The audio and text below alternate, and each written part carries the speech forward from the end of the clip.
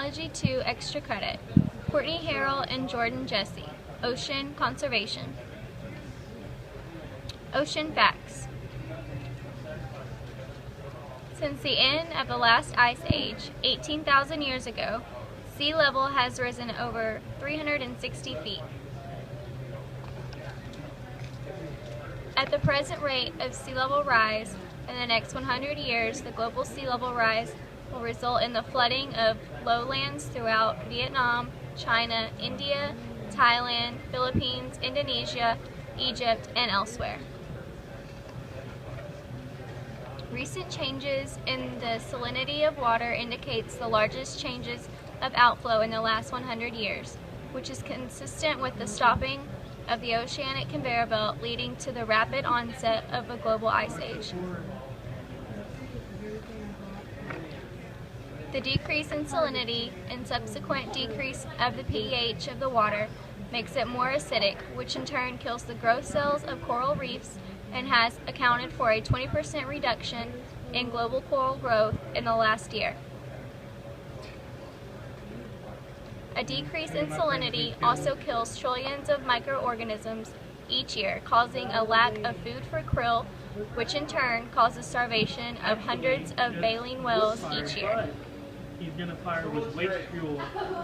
Fishing practices. Unsubstantial fishing practices for shark fins causes the untimely death of over 5 million sharks per year. Most sharks die of bleeding to death when harvested for their fins, which is painful and wasteful. My mom's sisters. Approximately 10,000 sea turtles are also killed each year as a result of this fishing activity. Every time a dragnet goes over an ocean area, it is like deforesting in order to catch the monkeys out of the trees.